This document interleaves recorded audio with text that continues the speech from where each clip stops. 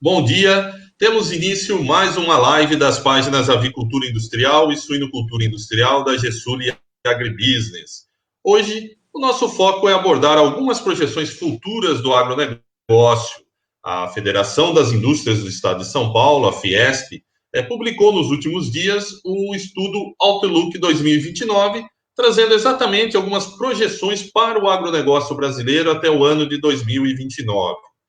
Os números são otimistas, apontam um bom desempenho para as produções nacionais de carne de frango e carne suína, impulsionadas tanto pelo consumo doméstico quanto pelas exportações. Para repercutir um pouco esses números, a nossa conversa hoje é com o executivo Roberto Bettencourt, ele que é o diretor titular do Departamento de Agronegócio da Fiesp, engenheiro agrônomo formado pela Exalc, com mestrado em agricultura pela Universidade da Flórida, nos Estados Unidos, é atual diretor da DEAGRO na Fiesp e também diretor da IFIF, entidade global voltada ao setor de alimentação animal. Bom dia, senhor Roberto, muito obrigado por aceitar esse nosso convite para esse bate-papo com relação aos resultados do Outlook 2029. Bom dia a todos, é uma grande satisfação estar aqui, esse setor que a gente gosta e tem tanto orgulho, né? Perfeito. Senhor Roberto, primeiro, para a gente iniciar esse bate-papo, eu gostaria de saber como que o senhor tem observado o desempenho do setor de proteína animal brasileiro nesse momento, principalmente com relação a essa questão da pandemia, como tem se comportado o desempenho de proteína e o consumo? Olha, o setor tem sido fantástico, tem superado todos os desafios de logística, manteve a produção, teve pequenas interrupções no abate, mas nada comparado com o que houve fora do Brasil, atendeu a todos os contratos, manteve o suprimento no mercado interno, supermercados, não houve falta de produto nas prateleiras.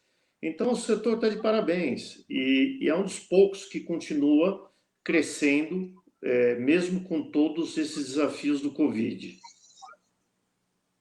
Uhum. Sobretudo, nós temos observado aí um crescimento importante nas exportações de carnes, principalmente na carne suína, ao longo desses 6 meses, 5 meses que a gente tem os resultados aí. No entanto, a carne de frango não teve o mesma projeção de crescimento, né? Ela cresceu, mas em patamares um pouco menores. O que tem influenciado essa questão do maior crescimento nas exportações de carne suína em relação às de frango? Bom, nesse momento, a China está com uma falta enorme de carne suína devido à peste suína africana, que dizimou os plantéis, e isso faz com que haja um déficit gigantesco de carne suína no mundo. Como o Brasil tinha números que não eram tão grandes de participação no mercado global de carne suína, essa demanda chinesa impactou sobremaneira nas nossas exportações, que aumentaram 31% até este momento em dólares e 18,5% em volume. Então, houve um aumento de volume e aumento de preço da carne suína. E o principal mercado é a China, e ela afetou muito. Cabe dizer aqui que a carne de frango também teve crescimento para a China. A China comprou 32,7% a mais de carne de frango, porém, nesse começo do ano, nós tivemos queda no Japão, 21%, na Arábia Saudita, 21%, a União Europeia, com o novo neoprotecionismo, teve uma queda de 33,4% nas importações de frango, e os Emirados Árabes, 28%. Nós achamos que a exportação de carne de frango vai retomar e, com esse acréscimo da China, vai recuperar, não vai crescer tanto como os suínos, mas vai ter um desempenho positivo este ano. Uhum.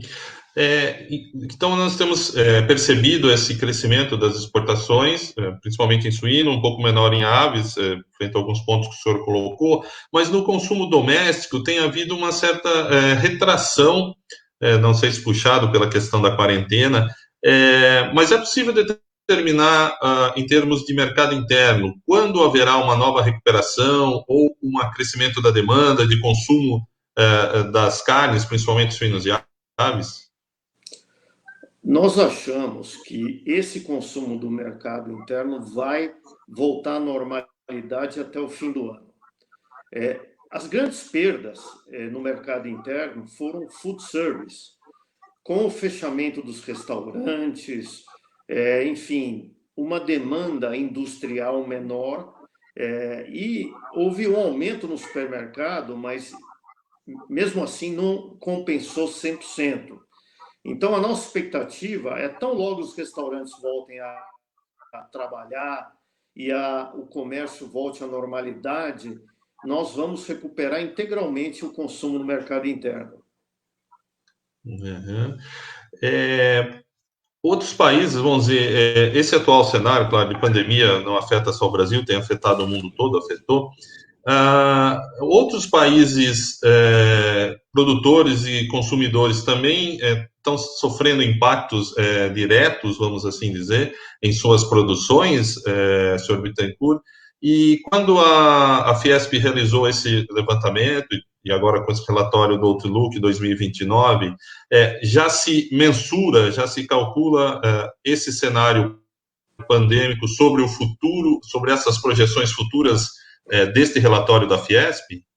Olha, sem dúvida, nós revisamos todo o relatório em relação à Covid antes do lançamento, com um trabalho excepcional da MB Agro, que nos deu um suporte, e nós estamos atualizados com os nossos números para a situação atual. E o Brasil ganhou relevância nas cadeias de aves e suínos, porque não houve interrupção na logística, no abate, no abastecimento. Então, nós provamos que o Brasil é um parceiro importante.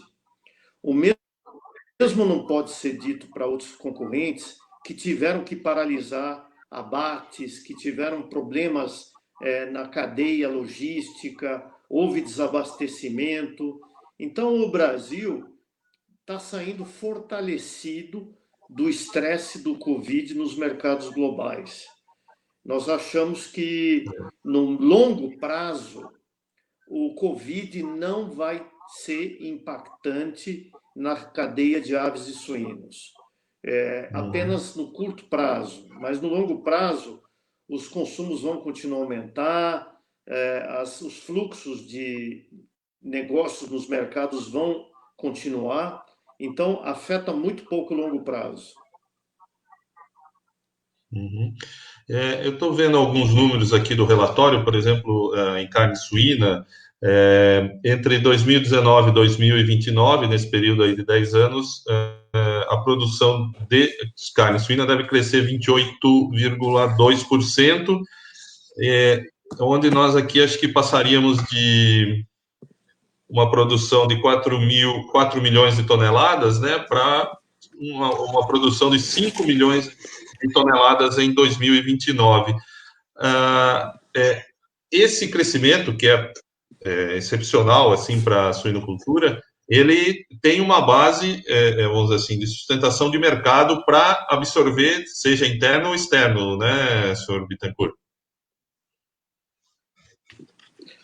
Olha, nós achamos que a suinocultura é a carne, né, que mais vai crescer, é a carne de suínos. E a razão disso é que, nesse período de 10 anos, nós estamos prevendo um crescimento de 68% nas exportações. E, ao mesmo tempo, estamos prevendo aumento no consumo per capita, que vai sair de 14,4 quilos por habitante ano para 17,2 quilos por habitante ano. Então, se somar aumento na exportação com aumento no mercado interno, gera esse grande crescimento pela demanda de suínos no Brasil. Uhum.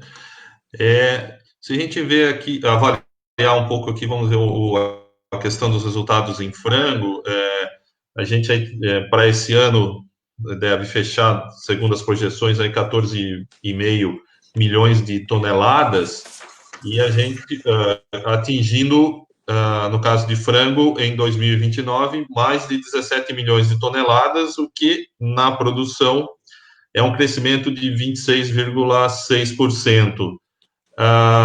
Mesmo, vamos dizer, mesmo o frango já sendo uma carne que hoje é a mais consumida no Brasil, tem crescido em consumo no mundo, esse crescimento de mais de 20% em 10 anos, vamos dizer, também terá base, seja externa ou interna, para o Brasil não, vamos dizer, não sobrar produto, atender uma demanda estimada para se atingir 17 milhões, né? Olha, sem dúvida, Humberto, mas na mesma situação da suinocultura, as exportações de frango vão crescer, na nossa estimativa, 48%, mais do que o consumo doméstico, que vai crescer 21%. Ou seja, o grande driver, motivador do aumento da demanda vai ser exportação. Apesar disso, nós achamos que o consumo per capita de frango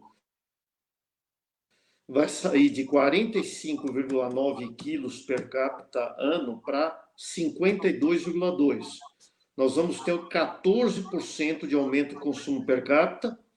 Isso vai, com um pequeno crescimento da população, vai dar 21% de aumento no consumo doméstico. Mas, mais uma vez, o papel do Brasil no mercado internacional vai crescer e nós vamos ter que produzir para atender demanda externa. Uhum. Quer dizer, então, nesse cenário que você falou também, claro, a gente vê uma exportação puxando muito mais esse crescimento, né, absorvendo esse crescimento de produção, mas o consumo doméstico também tem um papel relevante até no frango, né, porque a gente tem falado às vezes que ele está dentro de um patamar já de consumo.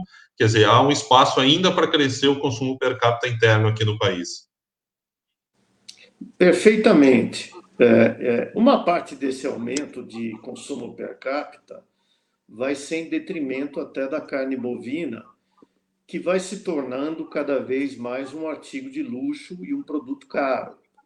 Então, mesmo com o consumo elevado, nós ainda estamos prevendo que vai haver crescimento de consumo de frango. Uhum. Perfeito. O senhor falou da carne bovina, talvez a gente pudesse falar um pouco.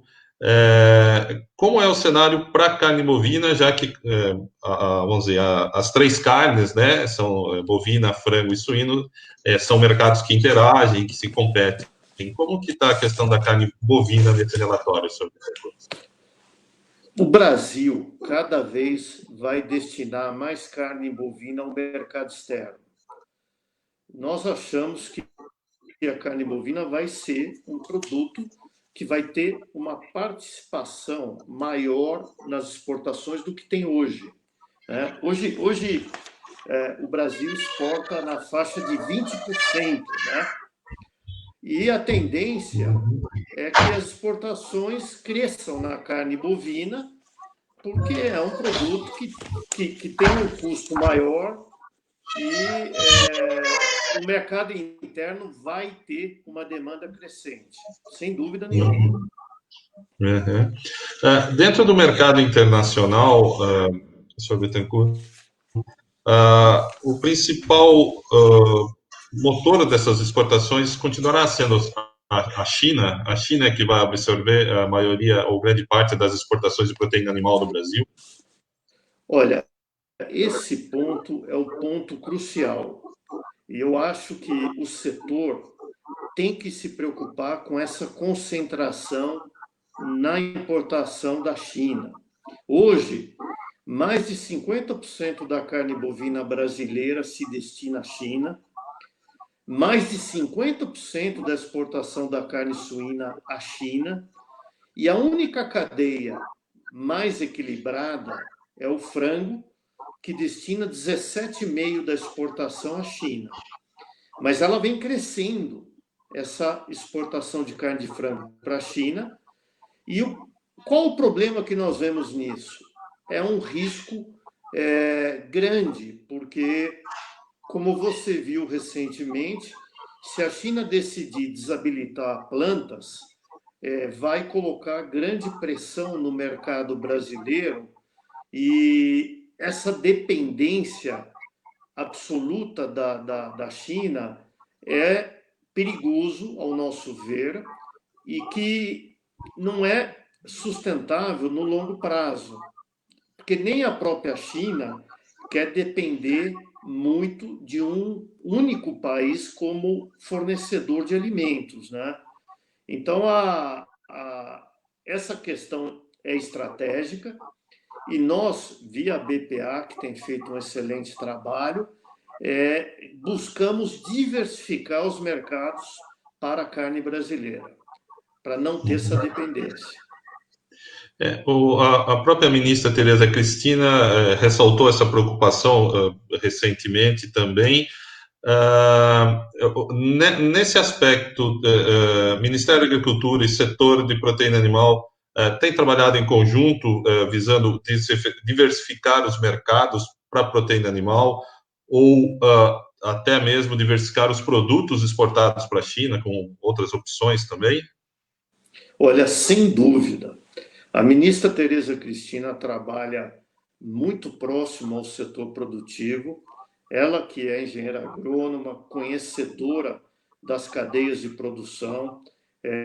Então, temos feito uma aliança estratégica lá com o MAPA. Pela primeira vez, acredito que o setor privado está trabalhando muito próximo, e a ministra tem atuado diretamente para abrir muitos mercados novos que o Brasil não tinha acesso. Então, ela tem feito um trabalho excepcional, visitado os países. Boa parte da exportação à China se deve ao empenho pessoal da ministra em visitar a China, em dialogar, em mostrar para os chineses que o Brasil é confiável. Então, nós estamos colhendo o fruto desse trabalho do governo, porque quem abre mercado é o governo brasileiro. As empresas, elas podem responder a relatórios, mas se não houver empenho do Ministério da Agricultura, nós não conseguimos abrir novos mercados. Inclusive, agora, ela abriu novamente o mercado de carne bovina para os Estados Unidos. Então, são sinalizações de que cada vez mais o Brasil é um parceiro estratégico, é confiável e merece abertura de mercado, que é o que nós pleiteamos. Uhum. Essa questão do bloqueio da China a alguns frigoríficos brasileiros frente à detecção, eventualmente, de funcionários, colaboradores com Covid. Isso preocupa o setor? O senhor acredita que isso é temporário? Como o setor de proteína animal tem avaliado essas exigências e esses bloqueios?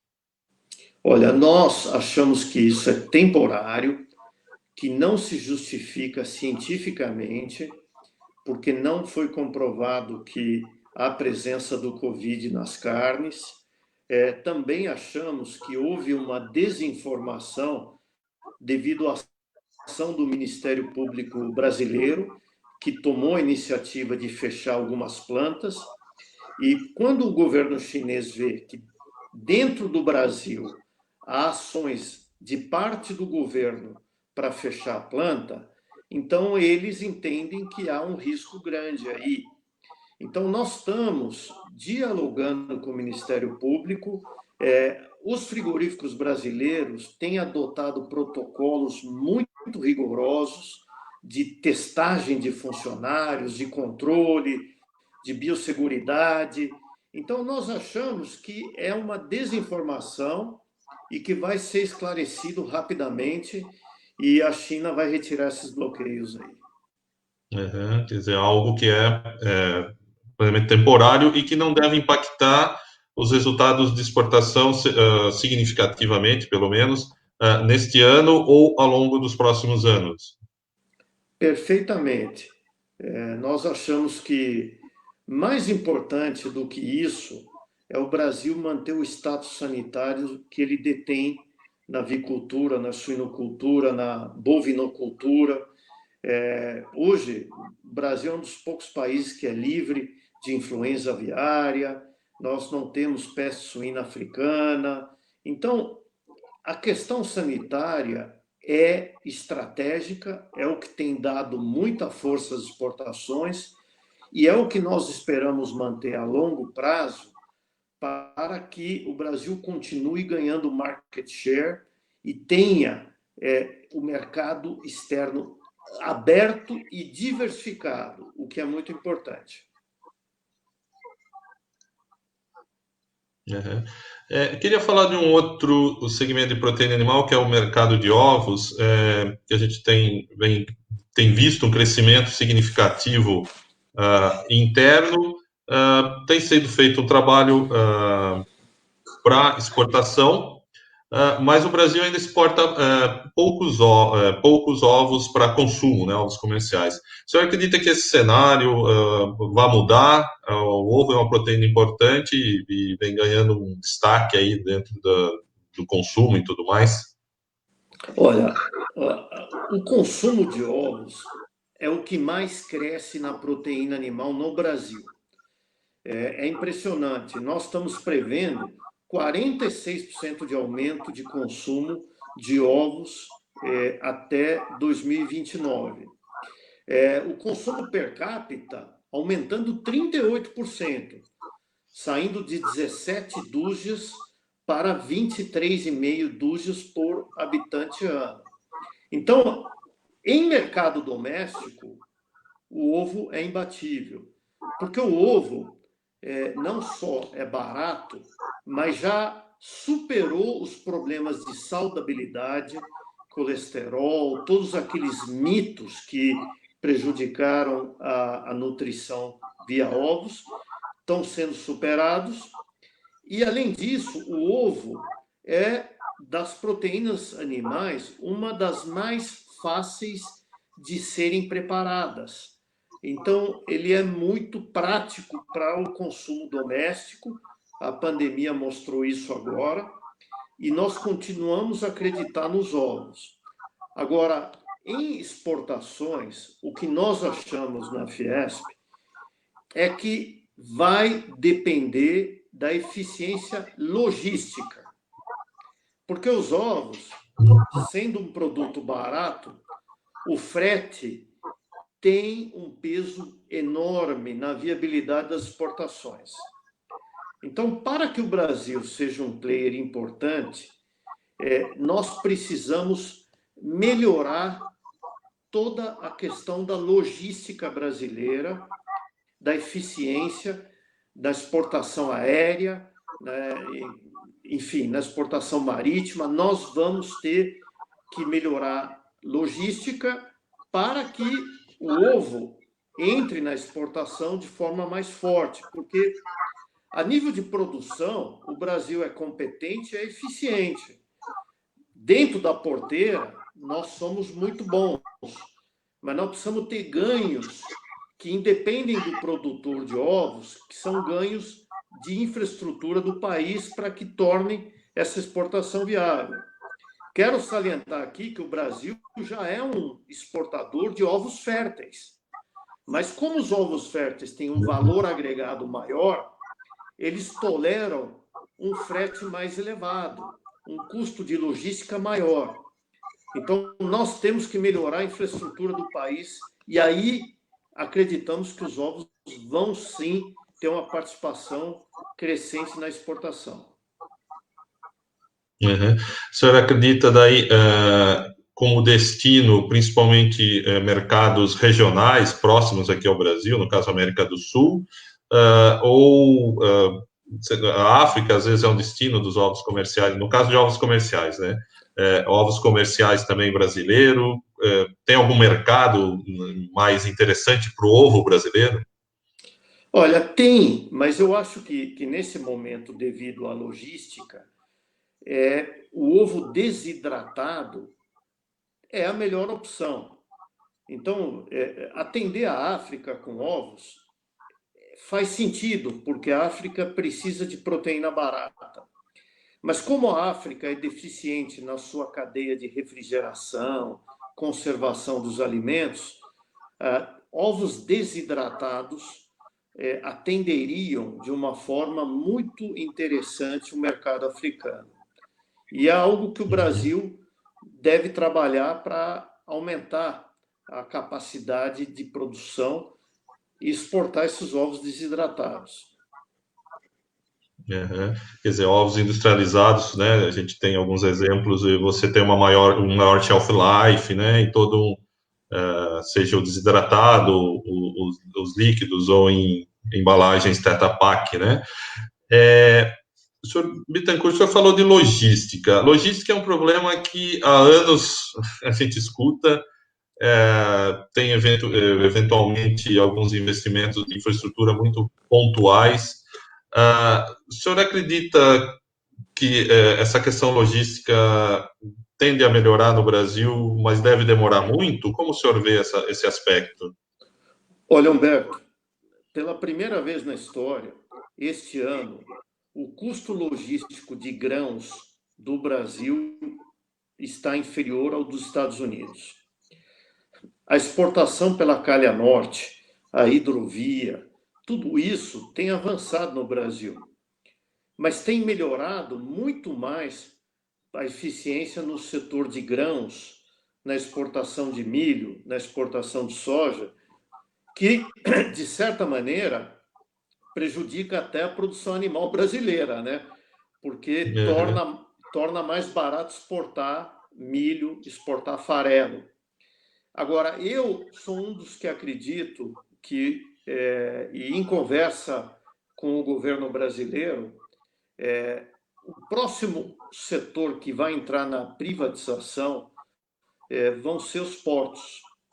E quando esses portos forem privatizados e melhorarem a eficiência, a carne brasileira vai ser beneficiada pela queda de custo, pela rapidez dos trabalhos portuários. Então, eu sou muito otimista. Eu acho que o Ministério da Infraestrutura tem feito um grande trabalho com o ministro Tarcísio e eles têm nos avisado que um dos focos é a privatização portuária. Aí nós vamos dar outro ganho importante para o setor de carnes brasileiro. Vai ser muito bom. Uhum. Uhum. O que a gente tem visto, as produções de grãos do Mato Grosso têm saído pelo Arco Norte, então, principalmente, o que tem reduzido o frete e feito com que se torne mais competitivo esses produtos, no caso de grãos. É muito. O Brasil já está sendo beneficiado pela desvalorização cambial, que foi gigantesca. Uns 30% de desvalorização cambial tornou a nossa exportação muito rentável e muito competitiva.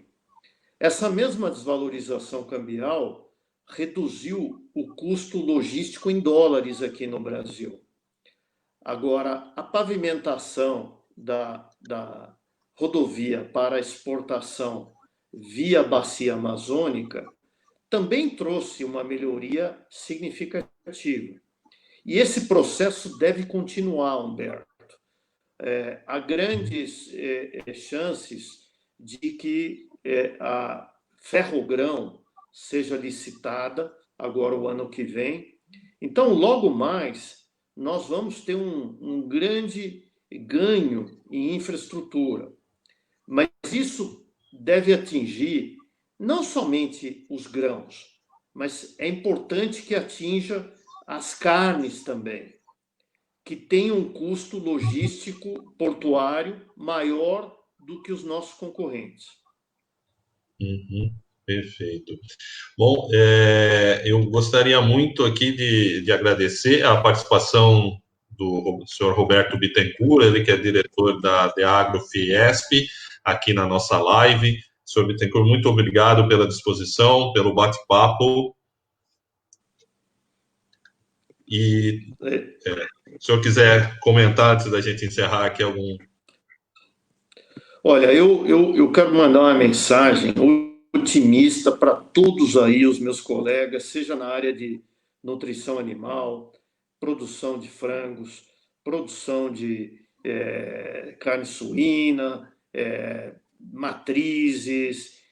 Nós estamos vencendo a Covid, fizemos um bom trabalho, foi um dos setores que manteve o crescimento e ganhamos espaço no mercado global. Agora, precisamos continuar arduamente numa batalha para que não haja oneração fiscal tributária, para que o setor mantenha ganhos de logística e infraestrutura, para que o governo trabalhe de forma como vem trabalhando, próximo do setor produtivo. E o Brasil tem tudo para ser o campeão mundial do agronegócio. E nas carnes, eu peço a todos vigilância na questão sanitária. A biosseguridade é o que fez do Brasil hoje o grande exportador dos mercados globais. Não vamos baixar a guarda, vamos continuar aplicando com rigor a biosseguridade, vamos continuar avançando, porque essa guerra não está ganha, ela precisa ser ganha mês a mês, arduamente, como o produtor brasileiro tem feito. Então, é otimismo, mas não podemos baixar a guarda. Parabéns aí a todo o setor. Perfeito. Mais uma vez, eu agradeço a participação do diretor da Deagro, Fiesp, o senhor Roberto Bittencourt, aqui na nossa live, e convido a todos que não deixem de acompanhar e ver a programação das lives das páginas da Avicultura Industrial e Suinocultura Industrial do Facebook, da Gesúlia Agribusiness também. Um bom dia a todos, até mais. Até logo, obrigado.